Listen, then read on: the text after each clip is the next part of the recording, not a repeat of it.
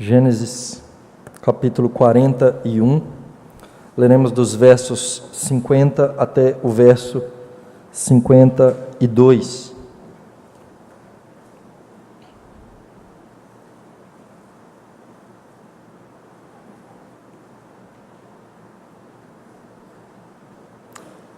Diz assim a palavra do Senhor: Antes de chegar a fome, nasceram 2 filhos a José, os quais lhe deu Asenate, filha de Potífera, sacerdote de On.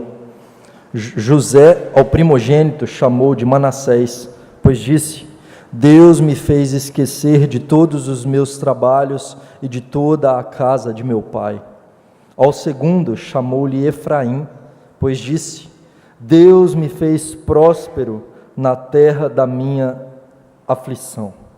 O tema da mensagem nessa noite é como lidar com os problemas que nos afligem. Como lidar com os problemas que nos afligem. Não sei se todos aqui conhecem o livro O Peregrino. É o maior clássico escrito de todos os tempos. Um dos livros mais lidos e vendidos ao redor do mundo. Depois da Bíblia, provavelmente entre os cristãos é o livro mais conhecido. O Peregrino foi escrito por John Bunyan, um puritano que depois da sua conversão, ele passa a pregar o Evangelho e ele fica viúvo da sua esposa, que lhe deixa 4 filhos, sendo um desses filhos uma menina cega. Ele se casa com uma mulher muito piedosa e a partir dali então ele se torna um pregador do Evangelho. Contudo, ele é proibido de pregar o Evangelho por conta de ser um pregador leigo, e isso era proibido. Contudo, ele se recusa a deixar de pregar o Evangelho, e por conta disso, ele passa a ser preso por repetidas vezes, né? Ele, sendo encarcerado, em cada oportunidade, quando saía, ele prometia que ele iria voltar a pregar, e cada dia, ele percebia que ele estava com a corda no pescoço, que as coisas não estavam bem. 12 anos preso. E durante esse período, ele relata o sofrimento que lhe afligiu o coração. Ele diz o seguinte: a separação de minha esposa e de meus filhos sempre me tem sido como arrancar a carne de meus ossos, enquanto estou nesse lugar. Isso não somente porque os amo demais, mas porque sou sempre lembrado de suas privações, misérias e da grande falta que minha família terá se for tirado deles, especialmente minha pobre filhinha cega. A pensar nas privações que minha doce filha cega pode passar, quebra meu coração, pobre criança. Que grandes sofrimentos será sua porção neste mundo. Ela poderá ser esbofeteada, mendigar, passar fome, frio, não ter o que vestir e milhares de outras calamidades. 12 anos preso por pregar o Evangelho e sob alta provação, no fogo da provação. Bunyan produz alta teologia, produz uma teologia que abençoa milhares, milhões de pessoas há séculos.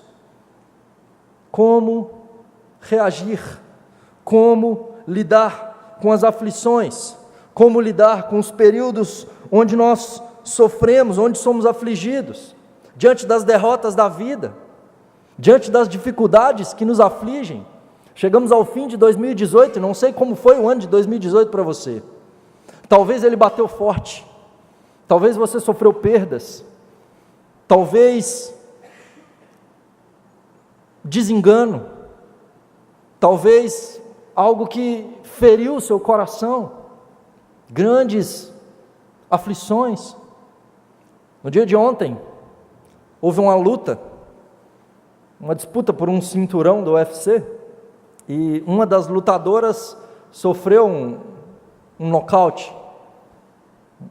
O nome dela lá é Cyborg, e hoje vendo, eu vi algumas notícias que ela é cristã, e estava vendo um vídeo e ela louvando a Deus, depois dessa derrota, e ela escreveu algo assim, exatamente isso no seu Instagram. Todos os dias um pai levanta pela manhã e pede a Deus uma vitória, mas no final do dia ele chega em casa derrotado. Uma mãe chora por seu filho que está nas drogas ou no pecado, e por mais que lute, não consegue libertar seu filho. O empresário está lutando para manter sua empresa aberta, o funcionário para não perder o emprego, mesmo assim a vitória escapa pelas mãos. A vida é repleta de derrotas. Na verdade, é sempre uma questão do que a derrota vai fazer conosco, ou do que faremos com ela. Uma pedra no caminho serve para tropeçarmos, ou para servir de degrau para um novo nível. De qualquer maneira, Deus está conosco na angústia, na derrota e na vitória. Então ela cita o Salmo 91, 15 e 16, que diz: Ele me invocará e eu lhe responderei. Na sua angústia eu estarei com ele, livrá-lo-ei e o glorificarei. Saciá-lo-ei com longevidade e lhe mostrarei a minha salvação. Diante das derrotas, diante das aflições, diante dos momentos de terrível angústia, problemas no trabalho, em casa, na escola, na igreja, como lidar? E nesse texto, então, Gênesis capítulo 41, nós temos um texto que nos ensina um pouco em como lidar, de alguém que lidou com isso. Seu nome é José. Todos conhecem muito bem a história de José, que começa em Gênesis capítulo 37, o mais novo de 11 irmãos, o filho predileto de Jacó, alguém que seu pai amava mais do que a seus irmãos e que lhe dá uma túnica colorida. Naquela época, todas as roupas eram aquela cor crua, não existia cores dos tecidos. Então ele recebe uma túnica de marca, última moda, a mais cara que tem, e aquilo produz inveja nos seus irmãos. Para piorar, Deus dá sonhos a José. José sonha por 2 vezes que ele está sendo exaltado e que seus irmãos e seus pais estão se curvando diante dele. E então ele relata isso a seus irmãos. Seus irmãos ficam irados. Como que esse moleque vai ser exaltado e nós teremos que nos curvar diante dele? E então seus irmãos decidem matá-lo. Quando eles o lançam em uma cisterna, eles discutem entre si, e a resolução deles é: não, para que matar, se outros podem fazê-lo? Vamos lucrar com ele, vamos vendê-lo como escravo ao Egito. E por 20 moedas de prata, eles então vendem José como escravo ao Egito. E José, ouvindo tudo aquilo: são meus irmãos, aqueles que me traem, aqueles que deveriam me proteger, são aqueles que estão me prejudicando, me vendendo como escravo, com 17 anos, para o Egito. Aquele menino está completamente frustrado. Agora, ele não sabe como será o seu futuro, ele não sabe o que vai acontecer com ele, se ele vai ser morto, se ele vai sofrer. Ele está no escuro. E como lidar com essas situações? No capítulo 39, nós vemos a chegada de José ao Egito. Quando ele chega ao Egito, a primeira coisa então que a gente pode perceber no capítulo 39 é a percepção da bênção de Deus, mesmo quando os seus filhos estão no escuro. Ele chega ao Egito, mas o Senhor era com ele, e por isso José podia descansar mesmo no escuro. Veja Gênesis 39, verso 2. Ele chega ao Egito, ele é levado para lá, e o verso 2 diz: o Senhor era com José, e ele veio a ser um homem próspero. Deus faz José prosperar no escuro, na aflição, porque Deus estava com ele no momento mais difícil da sua vida. Deus era com ele, porque Deus era com ele, ele prosperava. Verso 4 e verso 5, nós vemos que José logra mercê perante o seu Senhor, porque o Senhor era com ele, e então o Senhor abençoa a casa do egípcio, por amor a José, porque ele ama a José, Deus abençoou a casa, e diz que a bênção do Senhor estava sobre tudo o que tinha, tanto em casa como no campo. Deus era com José, e Deus o faz prosperar. No verso 6, nós vemos que José era bonito, ele era formoso, de porte, de aparência. Então a esposa de Potifar, não uma, não duas, mas diariamente tentava José, diariamente ela tenta José para que ele se deitasse com ela. Se deitar com ela poderia trazer para ele privilégios, se deitar com ela poderia trazer para ele tranquilidade ali naquela casa. Aquela mulher o teria como mais especial, provavelmente o seu senhor jamais saberia. Contudo, mesmo na aflição, mesmo quando muitos talvez perguntariam, onde está Deus? José sabia que Deus estava lá, ele sabia que Deus estava com ele, e ele honrava o Senhor, e ele decidia honrar o Senhor, e porque ele honrava o Senhor, ele é acusado de estupro. Quando as coisas iam mal, quando ele chega naquela situação, Deus o abençoa e ele começa a prosperar. Quando as coisas começam a melhorar, então elas vão de mal a pior, de escravo a prisioneiro acusado de estupro, sem ninguém para defendê-lo, sem julgamento, sem advogado. Apenas uma coisa que nos mostra, no capítulo 39, o verso 21 diz que o Senhor era com ele. Gênesis 39, verso 21, o Senhor, porém, era com José, e lhe foi benigno, e lhe deu mercê perante o carcereiro. Verso 23 diz que o Senhor era com José, tudo que ele fazia prosperava. Deus o faz prosperar como escravo, Deus o faz prosperar como prisioneiro, Deus o faz prosperar na escuridão, porque José honra a Deus. Deus honra o nome dele na vida de José. Deus abençoa José. Ele podia não compreender a situação ao seu redor, mas ele cria, ele confiava no Senhor. E como que José então reage? Qual que é o sentimento que José tem quando ele chega no Egito, em relação a tudo que ele tem sofrido, a tudo que seus irmãos o fizeram passar? Então nós chegamos a Gênesis capítulo 41, versos 50 e 52, quando José agora, ele já é o primeiro-ministro do Egito, ele já é a segunda pessoa mais importante do mundo, e agora Deus lhe dá 2 filhos, antes que viessem os 7 anos de fome. Durante os 7 anos de fartura, em que José é o primeiro-ministro do Egito, ele é quem recolhe todo o alimento, é quem estoca, é quem decide todas as coisas ali, e Deus lhe dá 2 filhos, e diz o texto então que o primeiro ele chama de Manassés, e o segundo ele se chama de Efraim. Manassés então, ele diz que ao primeiro chamou Manassés, pois disse: Deus me fez esquecer de todos os meus trabalhos e de toda a casa do meu pai. Primeira coisa que nós aprendemos então, em como lidar com os sofrimentos, com as aflições, que devemos ser esquecidos do passado e do futuro. Nós devemos nos esquecer do passado e do futuro. Ele dá esse nome a Manassés, quer dizer levado a esquecer. Deus me fez esquecer daquilo que houve para mim, eu esqueço, eu deixo isso para trás.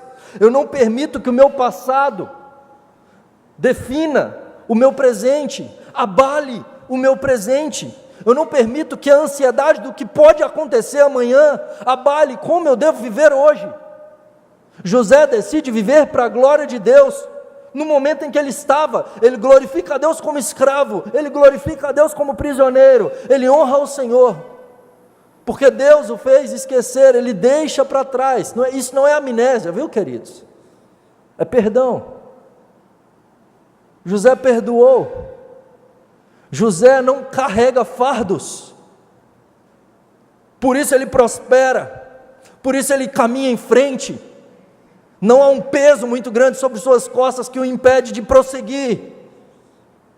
Ele confia no Senhor, ele experimenta as bênçãos presentes de Deus, não focando seus olhos nas aflições do passado. Ele não se torna um homem amargo pelo que fizeram com ele não se torna alguém vingativo, ele não deixa de abençoar as pessoas, ele abençoa Potifar, ele abençoa aqueles homens que estavam presos com ele abençoa o carcereiro. Onde José estava, ele era uma bênção. Ele não se torna um homem amargo, ele não era alguém carregado com excesso de passado, que gera depressão, angústia, tristeza, tampouco alguém extremamente preocupado com o futuro, que gera ansiedade. José vivia para a glória de Deus no presente, em obediência ao Senhor no presente. E veja que José não tinha a Bíblia nas suas mãos. José tinha o testemunho do Deus de Abraão, de Isaac e de Jacó, do Deus que chamou o seu bisavô, do Deus que decidiu salvar esse povo, de ser o seu Deus. E José então decide andar com Deus no presente. Eu não sei o que aconteceu com você, não sei talvez quais angústias já te aconteceram, e talvez não foi culpa sua, talvez o que houve no passado, você não tem culpa disso, mas o que eu posso te dizer, querido, é que você só vai conseguir seguir em frente, se você perdoar, se você se esquecer, se você decidir honrar o Senhor, confiar no Senhor, depender dEle, andar na dependência dEle, por fé. E veja que fé não é pedir a Deus que Ele faça aquilo que a gente quer, fé é confiar na vontade soberana de Deus, fé é saber que Ele está no controle, a sua vontade é boa, agradável e perfeita, independe do que eu queira. Senhor, o Senhor é soberano, é isso que o Senhor quer, eu confio, essa é a vontade do Senhor, minha vida está em suas mãos, eu confio no Senhor. E quanto aos outros, eu perdoo, eu exerço misericórdia, eu olho com graça, porque eu olho para o meu Senhor, e Ele é quem me faz esquecer, e é na dependência dEle.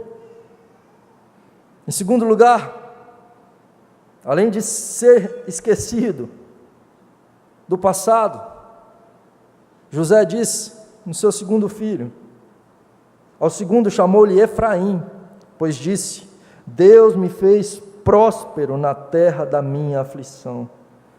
Efraim significa duplamente frutífero. Deus me fez duplamente frutífero na terra da minha aflição. Deus me fez frutífero como escravo. Deus me fez frutífero como prisioneiro, injustiçado, tanto na escravidão quanto na cadeia. E Deus me fez frutífero no trono. Eu honro o Senhor. E diante das circunstâncias, José escolheu ser frutífero. José escolheu viver uma vida de obediência, mesmo na terra da aflição. Quando na aflição nós decidimos honrar o Senhor, nós decidimos seguir a palavra do Senhor, viver com integridade, nós prosperamos. José prospera no escuro, querido. Muitas vezes nós focamos no momento em que ele se assenta no trono, quando ele é colocado abaixo de Faraó, acima de todo mundo. José prosperou. Antes disso, ele sempre foi próspero, ele sempre foi frutífero, porque ele sempre honrou o Senhor, porque ele sempre teve uma vida íntegra, e por conta disso Deus o abençoava. Muitas vezes a gente está correndo atrás de alguns objetivos, nós nos esquecemos que nós devemos viver para a glória de Deus hoje, é onde eu estou que importa. Eu não sei se eu vou viver o dia de amanhã, é na jornada, é na dependência do Senhor hoje, nas vitórias ou nas derrotas, confiando no Senhor e percebendo o seu cuidado, percebendo a sua presença, percebendo que Ele está conosco. A integridade é a marca do homem frutífero. Eu não sei qual pecado ou falta de integridade predomina ainda na sua vida, mas nós somos chamados a deixar isso para trás e a ser frutíferos na terra da aflição, ser obedientes ao Senhor, querido. Seja esquecido, seja frutífero. Então nós recebemos a bênção do Senhor. José é moldado pelo Senhor, preparado pelo Senhor na aflição para receber essas bênçãos do Senhor. E a bênção não é simplesmente chegar lá, mas perceber a presença do Senhor no caminho. Quando a gente olha, por exemplo, para a história de Josué e de Caleb, não sei quantos de vocês conhecem essa história, mas eu sempre fiquei muito indignado com a história deles. Porque toda vez que eu lia a Bíblia, que eu lia o livro de Josué, que eu via quando o povo estava prestes a entrar na terra do Egito, né? Antes disso, quando Josué e Caleb eles são espias, quando eles logo chegam à terra prometida, eles acabaram de sair, ser libertos do Egito, e eles estão às portas da terra prometida, e eles então dizem, olha, é uma terra que emana leite e mel, e Deus vai entregar essa terra nas nossas mãos.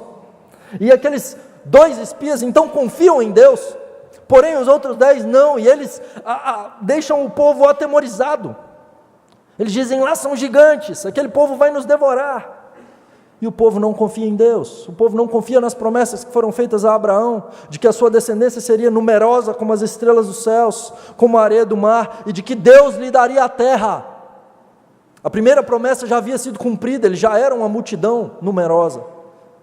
Eles estavam diante da terra prometida, mas eles não confiam. E eu sempre fiquei indignado, porque Josué e Caleb confiaram em Deus e passaram 40 anos no deserto. 40 anos na expectativa, na espera da entrada da terra. E eu ficava indignado com isso.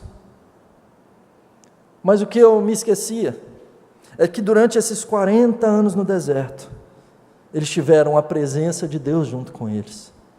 Eles puderam vivenciar milagres.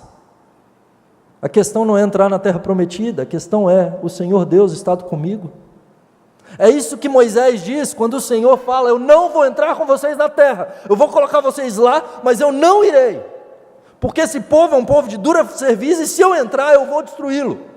E Moisés diz, não nos faça subir, não nos faça ir, se a tua presença não for conosco.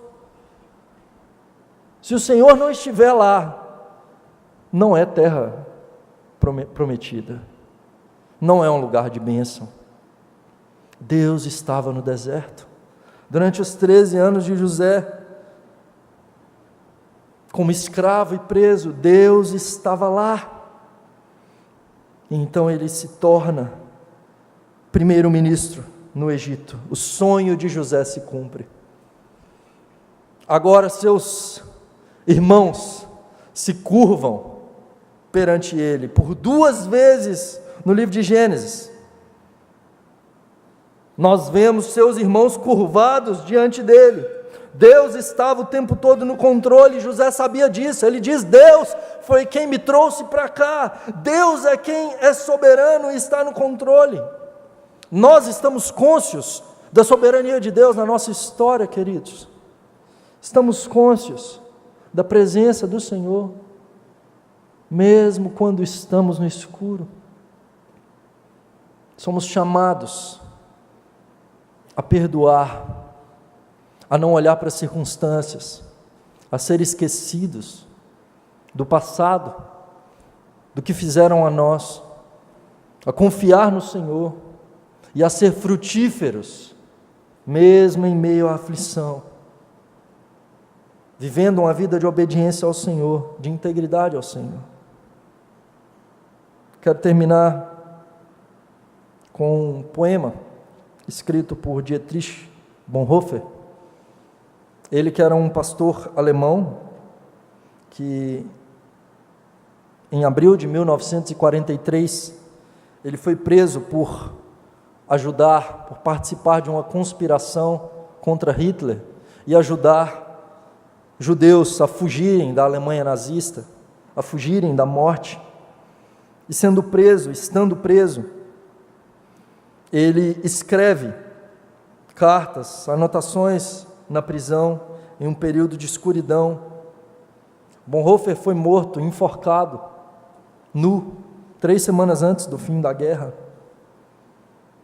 no escuro, sem saber o porquê. Ele estava vivendo aquilo, vendo o mal prosperar, e ele escreve, ele diz, o título do poema é Quem Sou Eu? Ele diz: quem sou eu? Seguidamente me dizem que saio da minha cela, tão sereno, alegre e firme, qual o dono de um castelo. Quem sou eu?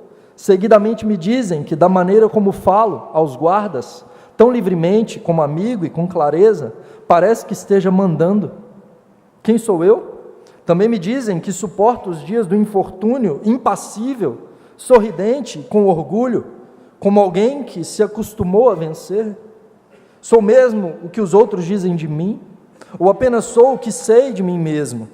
Inquieto, saudoso, doente, como um passarinho na gaiola, sempre lutando por ar, como se me sufocassem, faminto de cores, de flores, às vezes de pássaros, sedento de palavras boas, de proximidade humana, tremendo de ira a respeito da arbitrariedade e ofensa mesquinha, nervoso na espera de grandes coisas, em angústia, impotente pela sorte de amigos distantes, cansado e vazio até para orar, para pensar, para produzir, desanimado e pronto para me despedir de tudo? Quem sou eu? Este ou aquele? Sou hoje este e amanhã um outro? Sou porventura tudo ao mesmo tempo? Perante as pessoas um hipócrita e um covarde miserável diante de mim mesmo? Ou será que aquilo que ainda em mim perdura seja como um exército em derradeira fuga, à vista da vitória já ganha? Quem sou eu? A própria pergunta nessa solidão de mim parece pretender zombar. Quem quer que sempre eu seja, tu me conheces, ó Deus, sou teu. Sou teu. Diante das aflições, nós precisamos saber que nós somos do Senhor e de que Ele está conosco. Esse homem caiu, mas foi recebido no céu. A leve e momentânea tribulação que nós passamos nessa terra produz para nós um eterno peso de glória. Os nossos olhos não podem estar no aqui e no agora. Se fosse assim, seríamos os mais infelizes de todos os homens. Sofremos, passamos por angústias, por dificuldades, mas devemos confiar no Deus providente, no Deus soberano, nos esquecendo das coisas que para trás ficam e prosseguindo para o prêmio da soberana vocação em Cristo Jesus, aquele que pagou pelos nossos pecados e conquistou o prêmio por nós, para a nossa salvação eterna. Essa é a nossa esperança, essa é a nossa alegria. Que Deus nos abençoe, queridos.